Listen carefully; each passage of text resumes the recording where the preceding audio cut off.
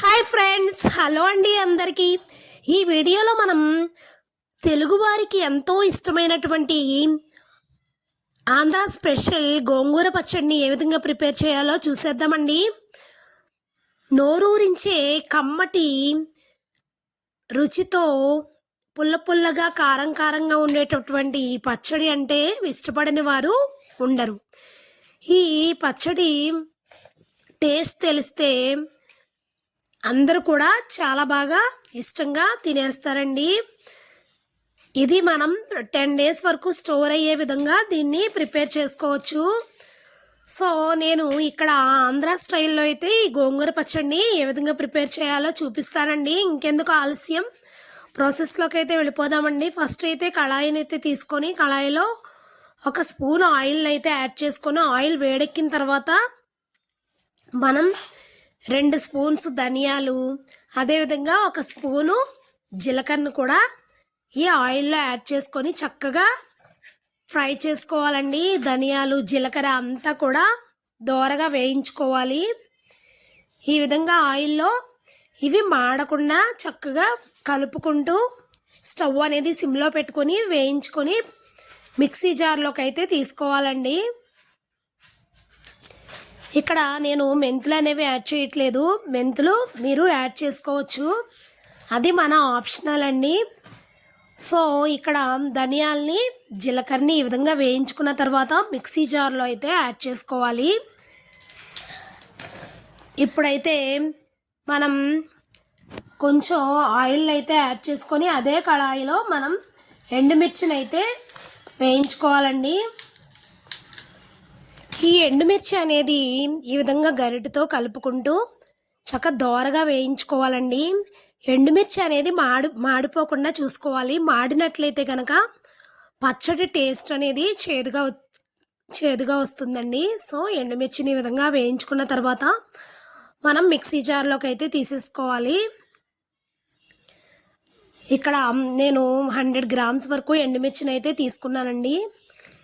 ఈ ఎండుమిర్చిని యాడ్ చేసిన తర్వాత ఇదే మిక్సీ జార్లో రుచికి సరిపడినంత సాల్ట్ని, అదేవిధంగా కొంచెం వెల్లుల్లి రెబ్బలను కూడా, ఒక పెద్ద వెల్లుల్లిపాయను అయితే ఈ విధంగా రెబ్బల్ని యాడ్ చేసేసుకోవాలి. ఇప్పుడైతే మళ్ళీ కళాయిలో మనం గోంగూరను అయితే ఉడికించుకోవాలండి. నేను ఇక్కడ 4 మీడియం సైజు గోంగూర కట్టలను అయితే తీసుకున్నాను. ఫ్రెష్గా వాష్ చేసుకొని ఈ విధంగా అయితే మనం కళాయిలో మగ్గించుకోవాలండి. లైట్గా ఆయిల్ అయితే యాడ్ చేసుకొని చక్కగా మగ్గించుకోవాలి. స్టవ్ అనేది సిమ్లో పెట్టుకొని ఈ గోంగూర మొత్తం కూడా దగ్గరికి ఉడికిపోయే విధంగా మనం మొత్తం కూడా ఉడికించుకోవాలి. ఇక్కడ మూత పెట్టుకొని కాసేపు అయితే మీడియం ఫ్లేమ్లో ఉంచినట్లయితే గోంగూర మొత్తం కూడా మనకి దగ్గరగా మగ్గిపోతుందండి. ఈ గోంగూర పచ్చడిలో గోంగూర అనేది మనం మిక్సీలో వేయాల్సిన అవసరమే లేదు. ఈ విధంగా మూత పెట్టుకొని దగ్గరికి అయ్యేంత వరకు కూడా మగ్గించుకొని మనం గరిటెతోనే మ్యాష్ చేసేసుకోవాలి. ఈ విధంగా గరిటెతో తిప్పుతూ చక్కగా గోంగూరను మ్యాష్ చేసుకుంటే సరిపోతుందండి. మిక్సీ జార్లో యాడ్ చేస్తే టేస్ట్ అంత బాగోదు. పచ్చడి అనేది బాగా లిక్విడ్ కన్సిస్టెన్సీలో వచ్చేస్తుంది. సో చక్కగా ఈ విధంగా మనం గరిటెతోనే మ్యాష్ చేసుకుంటే గోంగూర అంతా కూడా మెత్తగా పేస్ట్ లాగా అయిపోతుందండి. ఈ విధంగా గరిటెతో మ్యాష్ చేసుకోకపోతే కనుక మనం రోట్లో వేసుకొని దంచుకున్నట్లయితే ఆ టేస్ట్ అనేది బాగుంటుంది. సో ఇక్కడ నాకైతే గోంగూర మొత్తం కూడా ఈ విధంగా నేను గరిటెతో అయితే మ్యాష్ చేసుకున్నాను.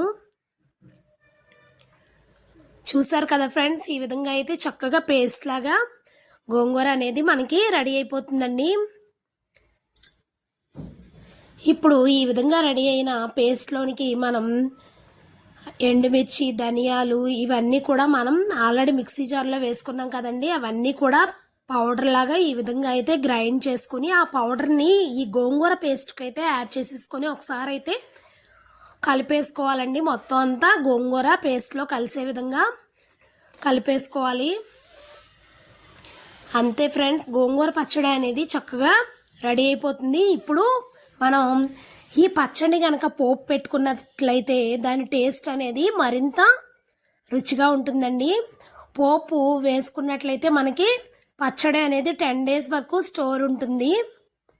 వేడివేడి అన్నంలోనికి కనుక గోంగూర పచ్చడి వేసుకొని తిన్నట్లయితే ఆ టేస్ట్ అనేది మర్చిపోరు, అంత బాగుంటుందండి.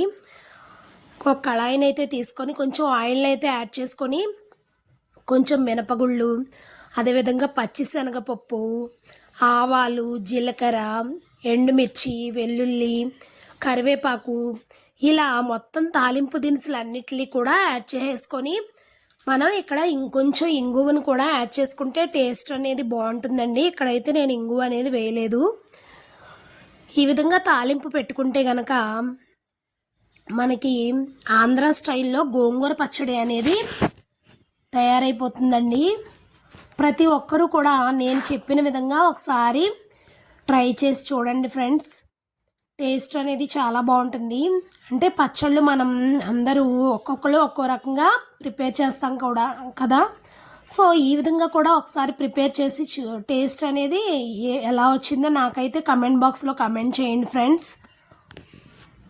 ఈ పచ్చడిని వేడివేడి రైస్లోనికి గనక నెయ్యి వేసుకొని కొంచెం తిన్నట్లయితే టేస్ట్ అనేది చాలా బాగుంటుంది. పుల్ల పుల్లగా, కారం కారంగా గోంగూర పచ్చడి టేస్ట్ ప్రతి తెలుగువారు కూడా ఖచ్చితంగా ఇష్టపడతారు కదండి. సో ఇంకెందుకు ఆలస్యం, గోంగూర పచ్చడిని ఈ విధంగా అయితే ట్రై చేసి స్టోర్ చేసుకునే విధంగా ఈ విధంగా పోపు కూడా వేసుకోండి ఫ్రెండ్స్. సో ఈ విధంగా ఎండుమిర్చి, కరివేపాకు ఇవన్నీ కూడా మనకి దోరగా వేయించుకోవాలి. తాలింపు అనేది ఎప్పుడైనా సరే మాడకుండా ఉంటేనే టేస్ట్ అనేది బాగుంటుందండి.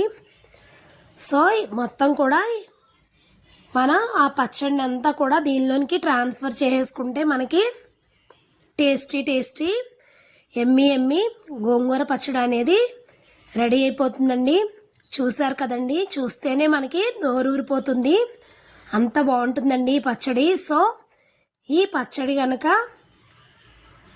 మీరు ట్రై చేసి నాకు కమెంట్ బాక్స్లో కమెంట్ చేయండి. ఈ రెసిపీ కనుక మీకు నచ్చినట్లయితే కనుక తప్పకుండా ఈ వీడియోని మీ ఫ్రెండ్స్కి, ఫ్యామిలీ మెంబర్స్కి కూడా షేర్ చేసి అదేవిధంగా వీడియోకైతే ఒక చిన్న లైక్ అయితే ఇచ్చేసి నా ఛానల్ని అయితే తప్పకుండా సబ్స్క్రైబ్ చేసుకోండి friends. Thank you for watching my video అండి. Thank you very much. Thank you.